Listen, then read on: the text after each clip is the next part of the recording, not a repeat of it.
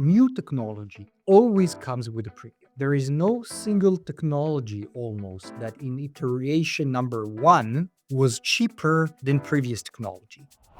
Tim from World Fund said it very well in the podcast. He said we need a green discount, not a green premium. Can you define this term in the context of climate tech and venture capital? What does that mean to have a green discount? Companies need to build fundamentally interesting solutions for industry, solutions that are faster, better, cheaper, and they happen to be green. We've seen a lot of stuff, moonshots solving different types of, and we will continue investing in all kinds of moonshots. But we need to understand the go-to-market. We need to understand the traction. We need to understand it aligned with what industry wants. How are you going to deploy it? If you have a premium, who's going to pay for that premium? Why are they going to pay for that premium? There are technologies that are dedicated for net zero days, and there are technologies that are for the transition.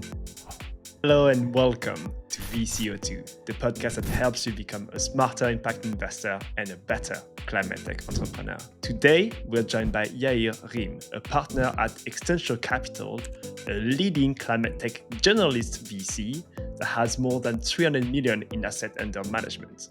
Extantia directly invests in software and hardware solutions that address large, near-term market opportunities with the power to redefine industries. It focuses on seed to Series A round across Europe with initial tickets from 1 to 5 million euros. In this episode, we'll explore how green discounts can unlock real customer value either through better products or cheaper options. Before we start, don't forget to leave a like, a comment, and subscribe to the YouTube channel. Or if you're on Spotify and Apple Podcasts, don't forget to follow and give us a 5-star review. Yair, thank you so much for coming on the podcast. And I think to kick things off, I'd love to hear from you about the history around climate tech and the so-called green premium. Hey Hugo, thanks a lot for inviting me, and I hope I can keep up to the high level and expectations that the podcast already has, and making listeners smarter. So that's a big bar, and we will definitely try. I will definitely try to be there. Yeah. So by now the thing is that we're no longer young and beautiful and naive as we were maybe 5, 6 years ago when we started climate tech. Basically, we were not naive already back then because some of us have been already in clean tech 1.0. So we thought we learned something. And I think we did. But a lot of things changed. It's not just about where what we knew about into 2019. It's also about what happened over the past 6 years and where we are now and where we in terms of the economy, the world economy, and geopolitical developments. So a lot has changed over the past several years. If we go to this green premium, and we're going to talk about these things a lot, I think that I think the term has been there for a while, but was mainly popularized by Bill Gates and Breakthrough Energy Ventures.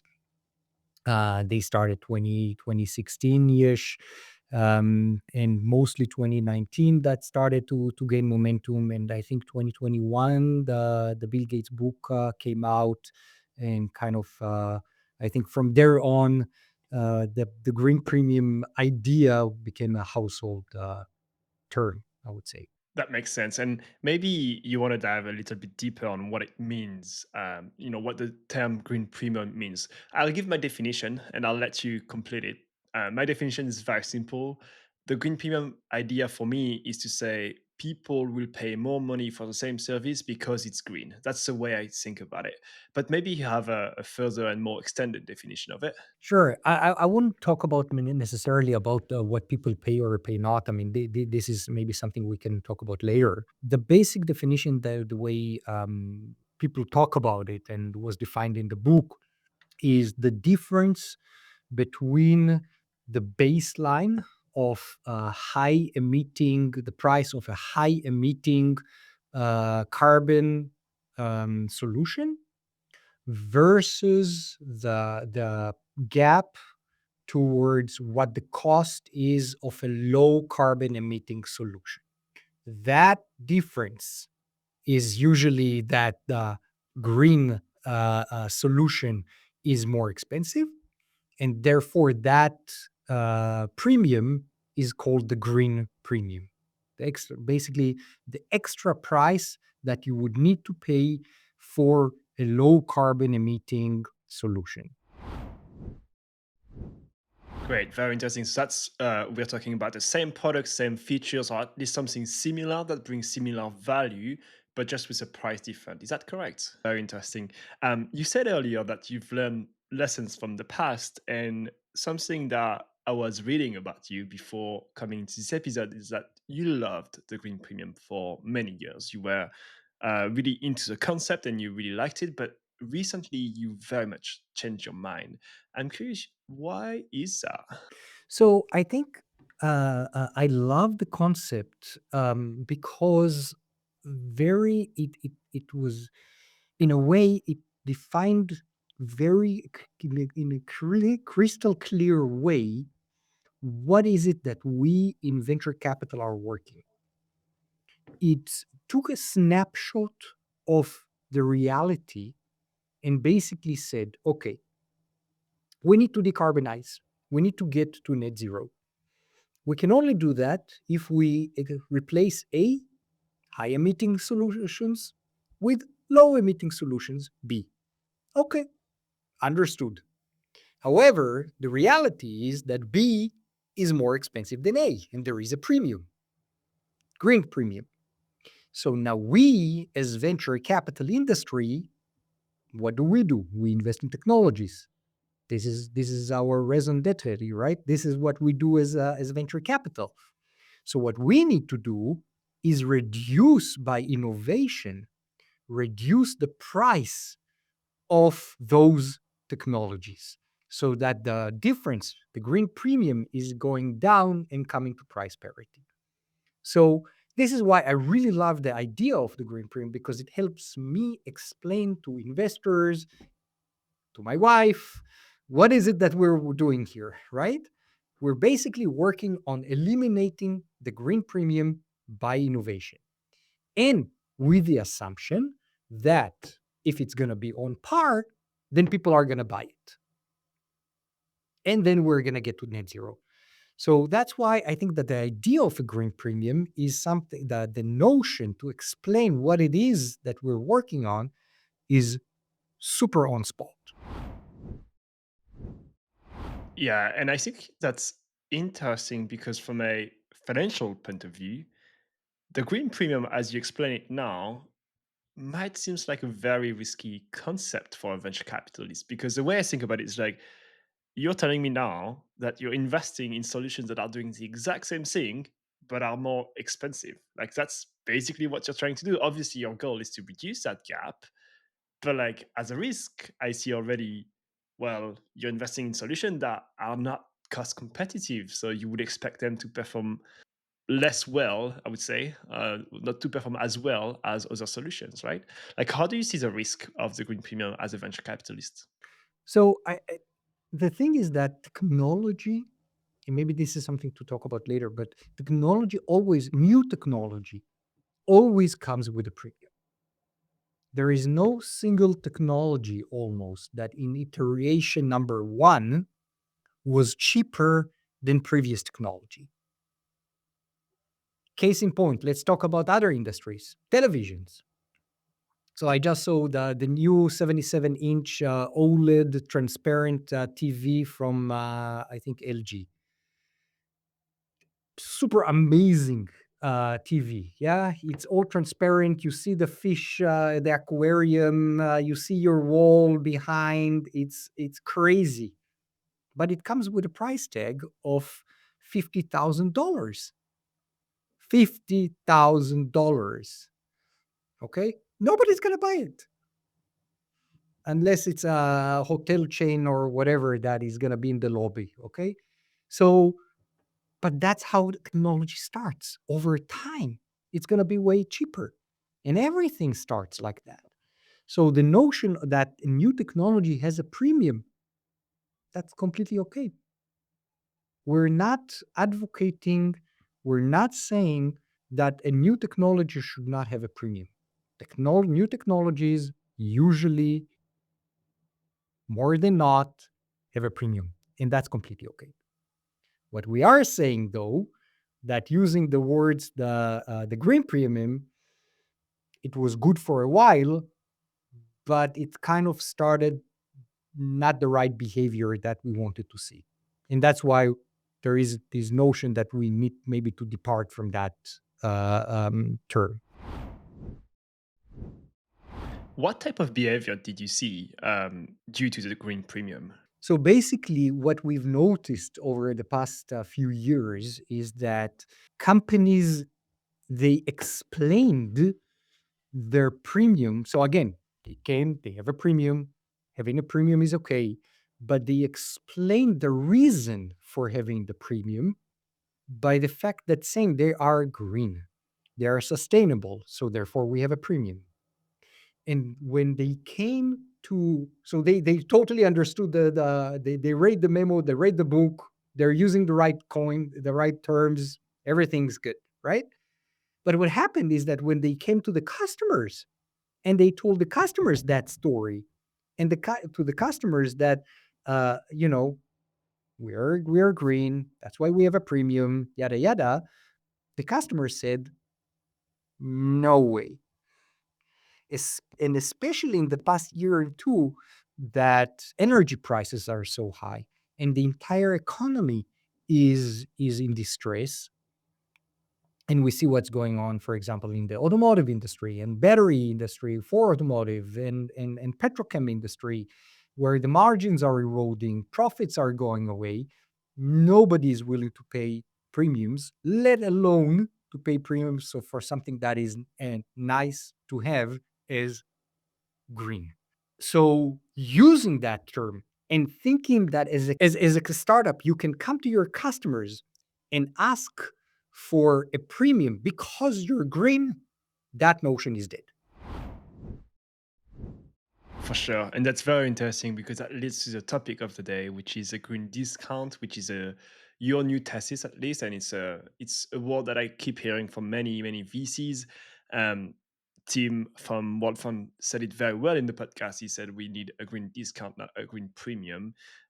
Can you define this term in the context of climate tech and venture capital? What does that mean to have a green discount? So let me be contrarian and even or provocative and even, and I know I have advocated for this term, but I would actually say I don't want to use this term. Okay, meaning the point was to say we cannot talk about premiums because your green is dead. Okay, and we need to be cheaper, we need to develop stuff that is cheaper, they're on par, yeah. um but if we continue to call it green discount, then it's still this notion of, I have this price difference, whatever, it's a better one, but because I'm green, yeah. No, we need to start thinking the notion was on discount. The notion is not about or the emphasis on discount, not the emphasis on green. We need to do Companies need to build fundamentally interesting solutions for industry, solutions that are faster, better, cheaper, and they happen to be green. And therefore, the word green needs to be the last one. Yeah, that's why I'm saying, yes, we're talking about green discount because we want to bring the notion that it has to be with a discount, right? So it needs to be better, faster, cheaper, but actually green needs to be the last word, and it happens to be green. I love that. Do you have example of solutions already that you've invested in that are green at the last stage, but profitable and great at the beginning stage, right? Like the what that just happened to be green, as you say. For sure. I mean, there are a lot of first of all, there are a lot of solutions out there that are already like that. Take solar PV, for example, right? I mean, This is the best example that 10 years ago it was many-fold more expensive. And today people are deploying it not because it's green, but because it's cheap, right? So this is a classic one. Another one is heat pumps, and we've invested in Vamo that is deploying heat pumps. But maybe I'll talk about a different example. Elaborate on Magnotherm. Magnotherm, because I find that case to be very unique, and within the same company, we saw a difference with the way it's the same product, same solution, but the difference when we talk about the product and how we talk about the product with customers and what clicks with customers and why they are interested in the product. So Magnotherm, what they're doing, they're basically reinventing the fridge or any cooling, and instead of using gases for the cycle compression and contraction cycle, the usual Carnot cycle for cooling and heating, they're using magnets.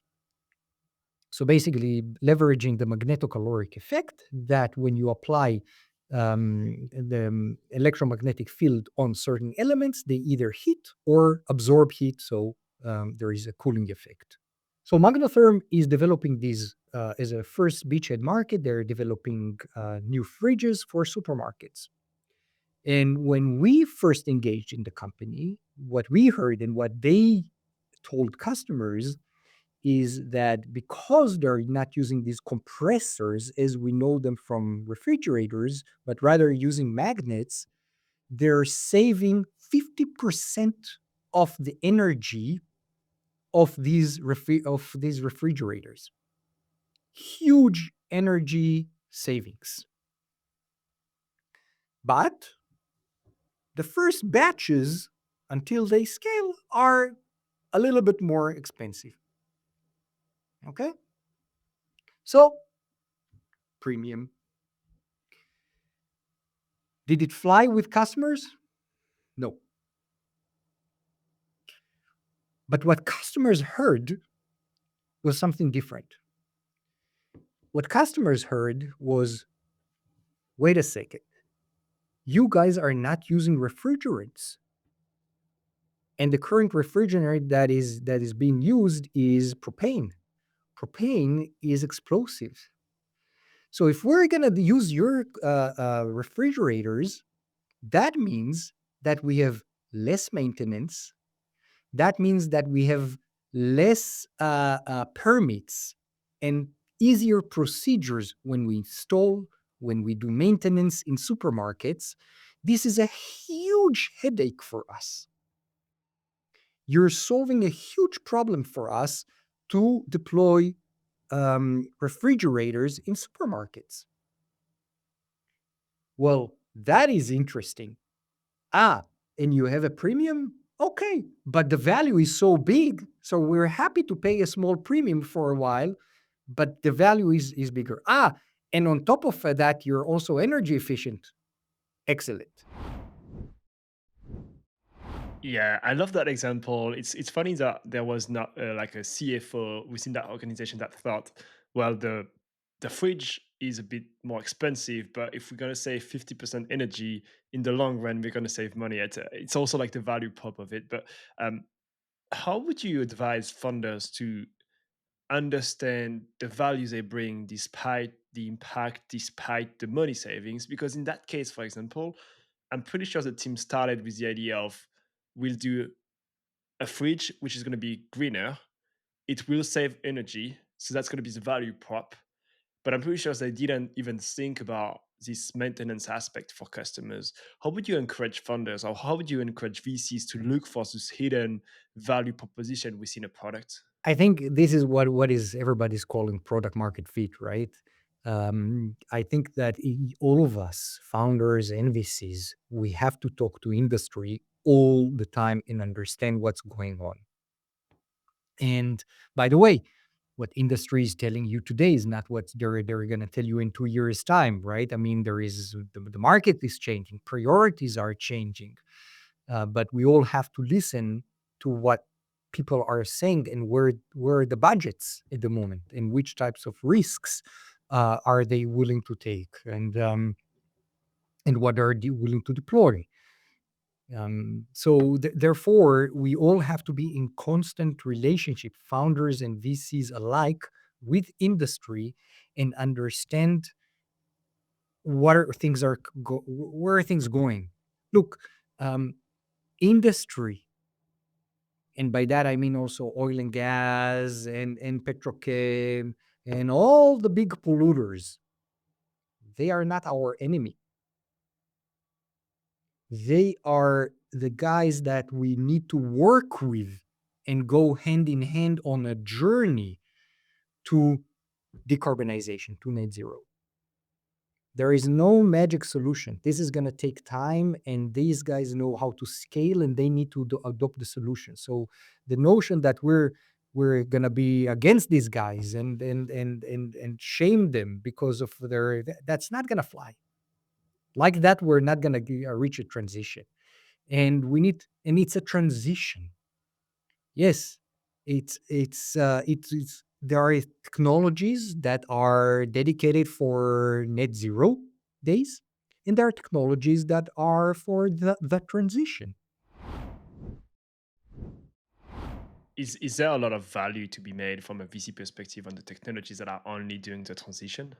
100%, because I'll give you an example. Okay, it might be that one day all the airplanes are going to be powered by hydrogen. Okay, even long haul. But honestly, I don't think this is going to happen before 2050. So we're talking about 40, maybe, I don't know, 30 something years, that the only way to decarbonize aviation industry is by sustainable aviation fuel. So I think, yes, there is a lot of money to be made, and there is a reason to invest in sustainable aviation fuels, even if it's a transition industry, because in 40, 50 years, we're going to have a different propulsion. Maybe. Jury's out. No, that makes a lot of sense. Coming back to your example, I think something that I find very interesting there is the green discount. Even though you don't like that term, let's call it the discount. Let's call it just the discount. The discount comes from the value proposition and not the price, right? Because the product was more expensive, but the value proposition was higher. Is it always the case, or do you also see companies where it's the opposite, where like the performance is the same, maybe even a little lower, but the price is so much cheaper that it makes much more sense to buy the green option? Is that also something you see, and would you also call it a discount then? 100%. The notion that I wanted to say with the discount, etc., is that, and that's why I don't like to say the green discount, or yeah, there has to be a value proposition for the customer. If there is a value proposition to the customer, then you can ask for certain things. Now, the value proposition can be because of the maintenance, it could be in efficiency gains, it can be in lower capex, and it can be in price. Yeah, so there are a lot of things that can be. Yeah, but and by the way, also green can be for certain customers in a certain point in time. Green can also be a value proposition. I think that a lot of the aviation fuels, the aviation companies are buying sustainable aviation fuel early, or bought early on, because they wanted that for the marketing and greenwashing and whatever. It doesn't matter.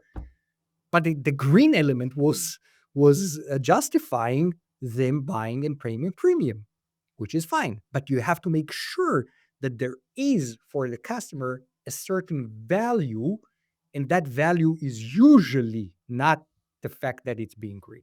Now, case in point, and can talk about another company in our portfolio, App Catalyst, that is producing carbon nanotubes or graphite. So these are solid carbon products out of CO2. basically taking the C from the air and turning that into something useful, predominantly for the battery industry. And you can do that in a local production. So, whereas 96% of the stuff today is being done either mined or processed in China or post processed in China. So, this can be done here. This is very resilient. When we went out again to the customers and told them we're selling you sustainable graphite, but it's more expensive, people were laughing at us. Nobody cares. And they're facing serious challenge in the supply chain. So, but it's more expensive. But when we did redo the math and we figured out how we can be cheaper, and we went out and said we have cost competitive graphite and it's resilient and it's green, all of a sudden people are listening. Yeah, that's very interesting. I wonder how the resiliency play will also impact that conversation because obviously one thing there is to say, for example, if you rely on a material that's produced, let's say in China or like any other countries, we can go back to the war in Ukraine and Russia, for example. There was this story about like how do we produce or how do we procure energy in Europe, right? Like, and obviously we were dependent a lot on Russia, and that caused a lot of issues. So, do you think the resiliency or the fact that you can produce locally is also a value prop? Do you think that can also bring value and justify a higher price? 100%. I think that that's exactly what we see now, not just in Europe. If you look at the Trump administration, this is exactly what they're advocating for: local American production. Now, if you want to achieve it, you can only achieve it if you have the enough feedstock and capabilities, etc. Right? So, Yeah, and I also think I was listening to a podcast yesterday, and one of the investor, climate tech investor, said that basically, if you want to produce locally and move away from, for example, cheaper countries like China, you also need to rethink the entire system. The reason for it is like if you just move and copy paste it, it will cost at least 6 times more. Um, how do you see startup tackling this challenge, like producing more locally as well as like finding new ways, like how does that come together? I think that it's very difficult to come up with big statements, right? I think one of the things that we've seen with Casey lessons learned from Northvolt. Northvolt was advocating that European battery manufacturing locally, we're gonna do the better. Yeah, but the machines were all from China and being run by Chinese employees. So, and that to a certain degree brought the company down. Yeah. So there are a lot of intricacies and complexities in the value chain. And therefore, to come as a startup and say, we're not going to do China, it's a great ambition, but it's not necessarily easy to do. Yeah. Yeah, no, for sure. Well, let's switch gears a little bit. A topic that you've been loud about is how do we pitch a green startup. One thing, and I have this graph that I'll show on the screen of the YouTube video, and I'll put it in the description for people listening on the podcast, which says how startups sell versus what the industry wants. The on the left side, the what startups sell, we have sustainability first, resilience second, performance third, and then price fourth. What industry wants is price first, performance second, resilience third, and sustainability fourth. Do you think we have had an issue with pitching appropriately to the industry in the past? Do you think that's has caused a lot of challenges for clean tech or climate tech as we call it today? I think we all learned to look at the problem, understand the problem, and coming from the problem, look for solutions. And therefore, startups and especially geeks like myself as electrical engineer and nobody's perfect, is the tendency to start with technology. And we also thought from the technology first because this is where we're coming from. We're looking for a technology that can solve these problems, that can help us to get net to net zero. As we said, it's all about replace. It's a simple thing, you know. We need to replace A with B, right? So we're just looking for solutions that can replace A with B. So all the time, the pitch starts basically with the technology. However, 5 years down the line, this is not necessarily the right thing because that got us to the point that we have that people are pitching the technology and saying, well, and the technology is TRL, whatever, not nine, and it's too expensive, yada, yada, yada. But at the same time, this doesn't help us because the problem is now, and the industry is looking for solutions now. So they're not interested in, again, I love fusion and SMRs and fission and all these things. They may come in 10 years' time, in 20 years' time, 30 years' time. I'm not sure that they're going to be relevant for climate tech. We need solutions now. So we need startups to pitch completely differently. They need to start with, we don't care about the technology anymore. We've seen a lot of stuff solving steel. We've seen a lot of stuff, moonshots solving different types of, and we will continue investing in all kinds of moonshots. But we need to understand the go to market. We need to understand the traction. We need to understand, is it aligned with what industry wants? How are you going to deploy it? If you have a premium, who's going to pay for that premium? Why are they going to pay for that premium? So it's almost there is a need to start the pitch in a completely different way. Don't tell me what you're doing, tell me what's your traction. Yeah, and I think that's interesting, and maybe I'll bring a very much of a contrarian opinion to the table, and I want to get your thoughts on it. Um, do you think that has to do with the team? And the reason why I'm saying that is, as you said, in climate tech, we find a lot of either engineers, scientists, people that have more of a brain that wants to solve problem as opposed to a brain that wants to make money, right? Like we don't have a lot of like more commercial people, finance people, or like people that are attracted to money. Do you think that change in perspective in how we pitch and how we create products will come as a result of more collaboration between people that wants to make money and people that wants to solve the problem? 100%. Listen.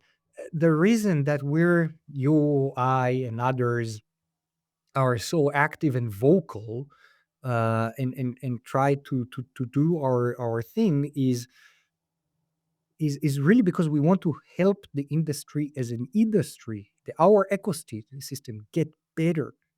And because that we understand that a lot of uh, um, again, step backwards. In climate tech, these are real technologies. I mean, in order to solve the problem, you have to have these geeky nerds that are coming from university, etc. This is not something that, oh, let's write two pieces of code and yeah, there is that as well, yeah, and but also that those software stuff are serious stuff that needs a lot of thought, and yeah, so this is real deep tech, all of that, right? So we want to make sure that the deep tech founders, they have the knowledge, and a lot of them are not coming from the VC industry, that they have the knowledge what to do in order not to kill their chances to become a big, high accelerating company, high growth company, um, from day one, because they've done a rookie mistake that is very hard to fix, like giving 30-40% of the IP, of the equity because of the IP to your university, for example. So there is a need to talk about these things. Let's switch topics a little bit. There's something on my mind as well within climate tech and maybe also within that green discount conversation. Sorry for using the word again, but do we need more policies? Do we need more government support to be able to accelerate that green discount? Like, is it, for example, a good idea to go and charge a fee to solutions that are not sustainable so that the green solution looks better as a comparison. Would that be a good idea, for example? Like, do we need more of that? Yes, look, when we started, so going back to to the green premium, basically idea, we always said that we again we need to kill this gap. We need to close this gap from the A to the B, or the B to the A, right? So in order to close it, we need to do two things basically. And we spoke about the bottom up approach. The bottom up approach, we as innovators, we need to invest in those technologies and basically reduce that price. At the same time, top down regulators, they should make the polluting solution more expensive, yeah, and create incentives for the cleaning solution. So it's almost like a two pronged or three pronged approach that is kind of pushing the premium to become smaller and smaller and smaller. Yeah, which might also result if we do a great job in a green solution that completely makes sense financially, that you cannot ignore because it becomes cheaper as a result of, like, those three approaches coming together. Next section of this episode is about your outlook for the future, the trends you see for the future. I know I'll ask you to take your crystal ball and look at it and tell me what you see. Uh, what would be for you the biggest investment opportunities based on the discussion we had today over the, say, next 5 years, for example? I think that what we're looking for is things that are not more of the same, things that are not just shaping just a bit of the cost curve, things that are very typical to VC industries are disrupting everything we know about a certain status quo. And it can be anywhere between a deep tech solution towards a deployment case and a software solution. So this doesn't have to be necessarily just the classic example of, hey, we found a new way to do green steel. Yeah, and I think there are a lot of startups that could play within even just like the efficiency of companies. If you can make a company more efficient in how much materials they use, for example, that's already something good for the planet. Is it the best solution? Probably not, but it's a start. Um, Curious about your thought on AI and startups being more competitive. Do you think that we will see more climate tech startups being more competitive as a result of either using AI in their processes, or as a result of having AI products where they actually use more data and AI to be more cost competitive than other solutions? I think in AI, it's we're talking about two topics here in our context. One is companies that use AI in order to build products that are performing better and offering certain solutions that are smarter and faster. This is one category. The other category is AI production, so to speak, and the fact that data requires data centers, and data centers require energy and cooling, and yeah, and that in itself requires is a topic for us as a climate tech industry, and we need to find solutions over there as well. So there are two elements when we're talking about AI in our context. No, for sure. And I think there will be huge plays in how do you produce AI that is more efficient, that consumes less energy, consumes less water for cooling and all of that. But look, we're getting towards the end of this episode. And the last section of this episode is what we call the fire questions. The fire questions are 10 questions, roughly speaking, in 5 minutes, where you have one or two sentences to answer. You need to be sharp and you need just to give your opinion straight to the point. Are you ready for that? Go for it. Great. What's the most exciting climate tech innovation you've seen recently? Wow. I think everybody's talking about white hydrogen. If we really figure out a way to extract white hydrogen in a very simple way, this could change a lot of what we know about energy and energy primary energy sources. Love that. What's one common myth about green pricing that needs to be debunked? There is no such thing. There is only pricing. Love that. What's the biggest mistake funders make when pitching a green tech? There is no green tech. There is only tech. I love that. I'm gonna say it What's all. what is a regret you have from a startup that you wish you would have invested in? Is there a startup you missed that you wish you had invested in? Oh, the list is long. So I think there are many companies that it was, in hindsight it's very easy, but maybe to name one that I highly appreciate, the founder team from Fervo Energy, geothermal energy, amazing job in taking the company and scaling it. Chapeau team. Is climate tech dead? It's live and kicking. Love that. What is a green flag when you look at a startup Versus red flag or versus red flag? It's coming next. I think the founders, the team is always the most important part. Therefore, what is a red flag? And you cannot say the team. I think so. Let's go to technology, or technology that is mostly depending on other technologies, on other markets to develop. So let's assume that your technology requires hydrogen as a feedstock. That means you're depending on the development of the hydrogen industry. That is what we call double risk, and usually that is type of a risk that you don't want to take. Interesting. What would be one piece of advice for, someone that's coming out of university, wants to start a company in the climate tech space or in general, start a startup? What would be one piece of advice you would give that person? So one is go deep. It's important not to be shallow. This is a really complicated market, energy markets, the scale that we're talking about. If you want to build something that is meaningful, you have to be deep. You cannot be shallow. So this is number one. Number two, employee number one needs to be a marketing person. You will need to raise a lot of money. You need to know how to tell a story. The narrative of the company, the slides, the design, everything has to be right from day one.